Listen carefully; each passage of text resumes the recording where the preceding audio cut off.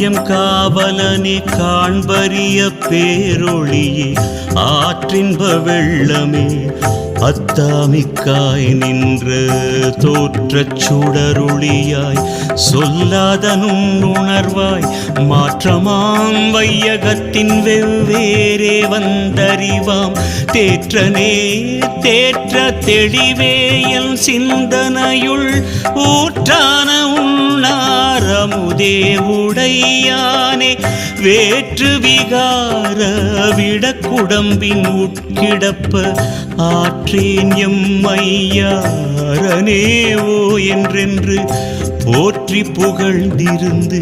பொய்கெட்டு மெய்யானார் மீட்டிங்கு வந்து வினை பிறவி சாராமே கள்ளப்புல குரம்பை கட்டழிக்க வல்லானே நள்ளிருளில் நட்டம்